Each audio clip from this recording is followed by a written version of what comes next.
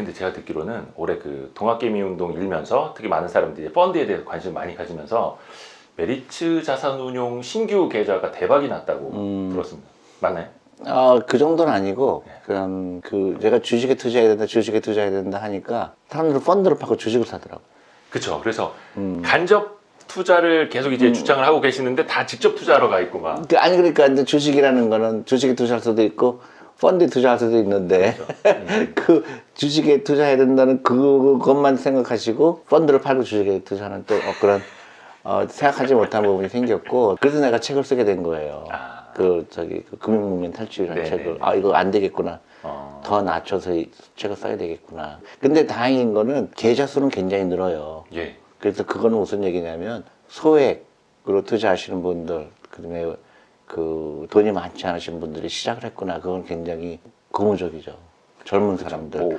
돈이 많지 않은 사람들, 아이들 그게 월 10만 원이라도 그럼요. 꾸준히 그리고 연금저축 펀드 네. 같은 게 이제 많이 그렇죠. 들어올수록 뭐 미래도 이제 당연히 그렇지. 준비할 수가 있는 그렇죠, 거고 그렇죠. 또 이 메리츠 자산운용 입장에서도 제일 좋은 거고 한 30년, 40년 이렇게 계속 붙기 때문에 그렇지. 그래서 예, 맞아요. 우리 어린아이들이 이제 어른 돼서도 우리 고객이 되는 거죠. 맞아요. 아니 근데 이게 사실 저도 뭐 10여 년 뭐 이제 경제 기자로서 이렇게 막 지켜봐왔잖아요. 근데 사실 코스피가 전고점 근처에 가고 전고점 돌파하면 펀드로 막 돈 들어와요. 근데 그렇지, 떨어지면 또 돈 그렇지, 계속 환매되고 그렇지. 그러면 기관 투자자들은 계속 팔아서 돈 내줘야 되니까 주식도 팔게 되고 그렇죠. 악순환이 되고 최근에도 코스피 지금 이제 오늘이 11월 9일에 촬영을 하고 있는데 코스피가 2,440포인트까지 가니까 근래에 돈이 또 유입이 된다 하더라고요. 주식 펀드로. 그러니까. 근데 그때 막 펀드를 시작하신 분들 입장에서는 또 한 2,200~300까지 조정받으면 또 이거 뭔 일이냐. 수익률이 엉망이다. 미국도 마찬가지예요. 미국도 그래요. 미국도 투자하기 좋을 때는 돈이 안 들어와요. 거기도 마찬가지예요? 그렇죠. 투자하기 나쁠 때는 돈이 들어와. 그 얘기는 뭐냐면 올라갈 때 사람들이 막 체이스 하는 거예요. 혹시 놓칠까봐. 근데 내려가면은 더 내려갈까봐 또 같이 겁나. 그러니까 그래서 투자는 기술이 아니에요. 타이밍을 맞추는 기술이 아니고 철학이에요. 나는 노후 준비하는데 네. 결국은 주식이 가장 많이 올라가는 거다. 주식이 가장 열심히 일하는 자산이다. 또 꾸준하게 사는 사람을 이기지 못해요. 그죠. 사실 이제 대부분 이제 그래서 적립식으로 펀드 투자를 하시라라고 이제 말씀 많이 해주시는데 그게 제일 가장 이상적인 거라고는 이론적으로는 알고 있는데 그게 제일 또 어려운 것 같아요. 또 장기간 그렇게. 아니 어렵지 않은 게 아니라 어렵게 생각하는 거예요.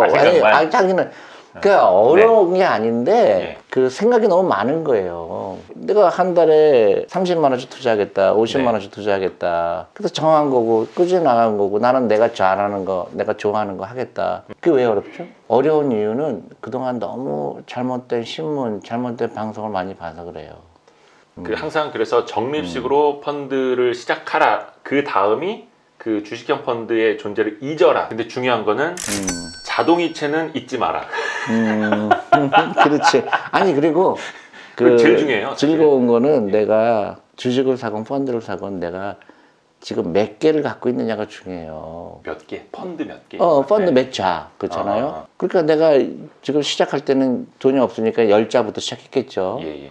근데 돈 생길 때마다 투자하고 또 적립식 투자하니까 그게 100자가 되고 1000자가 되는 거. 은퇴할 때 되니까 뭐 10만 자가 됐다. 10만 자 곱하기 그 당시 가격을 곱하면 기준가.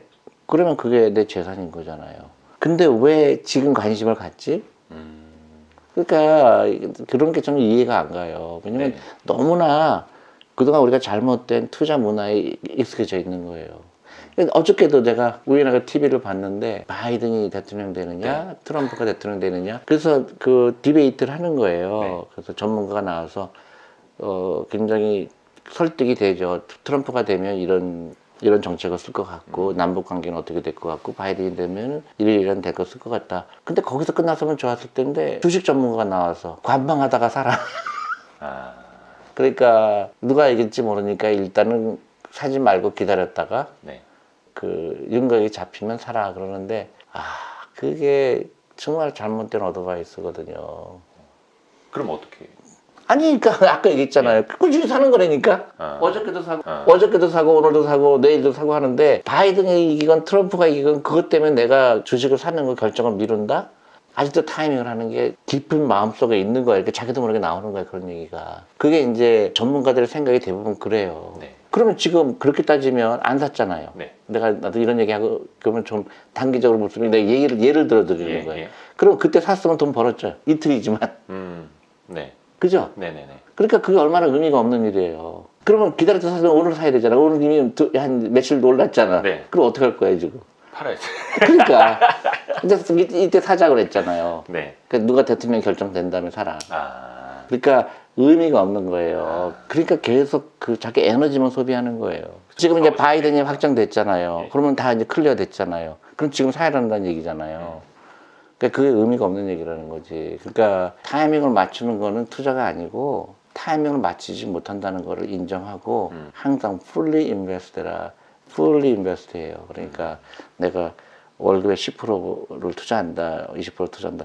그냥 투자하는 거예요. 모아서 모아나가는. 예, 뭐 투자하는 거고 그 어떤 때는 좋을 때가 있고 어떤 때는 나쁠 때가 있지. 일단 하는 건 없죠. 달러 코스트 에버리지라고 그러죠. 네네. 그러니까 이게 예를 들어서 내가 우리 코리아 펀드다 그러면 10만 원 샀는데 9만 원이 될 수도 있고 8만 원이 될 수도 있고 12만 원 될 수도 있지만 20년 기다렸더니 100만 원이 된 거예요. 그럼 됐잖아요. 네. 그러면 또 시장 대비 막 이렇게 막. 10만 원에 사건 어떻건 9만 원에 사건 어떻건 무슨 의미가 있을까? 그 반대로 여러 차례 이제 강연을 하시면서 가장 기분 좋았던 질문은 뭐가 있었을까요? 너무 많죠. 해피했던 질문. 너무 많죠. 그 희망을 봤다.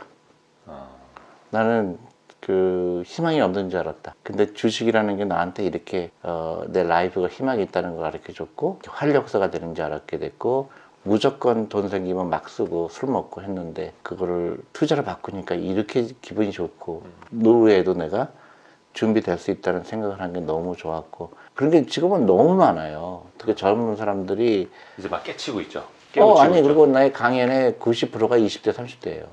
그리고 그 애인하고 오기도 하고 약혼자랑 오기도 하고 또 갓난아기 데리고 와서 그 너무너무 보기 좋죠. 네. 그래서 불과 1년 전만 해도 그 주식하면 큰일 난다고 얘기했고 부정적이었고 했는데 이제 이게 변화가 정말로 생기는구나. 근데 이런 일이 일어나는 게 미국도 그 라빈후드라 그래서 네네. 젊은 사람들이 하잖아요. 네. 한국하고 미국만 이런 일이 일어나죠. 일본 안 일어나죠. 아 일본은 좀 그렇죠. 뭐 중국도 뭐 부추 중국도 하죠. 네. 근데 일본 안 일어나죠. 아, 일본은 그 망하는 거예요. 그 일본으로 망하는 가죠. 거예요. 젊은 사람들이 의욕이 없기 때문에 그래요. 네네. 그게 역동성이 떨어지고. 그게 정확하게 일본의 현재를 보여주는 거예요. 그러니까 희망이 없는 거죠. 당연히 우리나라는 희망이 있다는 거하고, 네. 근데 지금부터가 중요하죠. 예. 끊임없이 교육을 하고 그 다음에 우리 국가가 정부가 정치인들이 어떻게 해야 될까? 이게 이제 숙제죠. 근데 이제 금융 교육이라고는 하는데 이제 뭐라 해야 되나 계속 이제 차 사지 말고 커피 많이 사 먹지 말고 그 돈 모아서 이제 적립식으로 투자해라 장기적으로 투자해라 모아 나가라 불려 나가라 이제 말씀 많이 하시는데 어떤 분들의 지적을 이제 제가 대신 전해드리자면 존리 대표는 디테일이 떨어진다.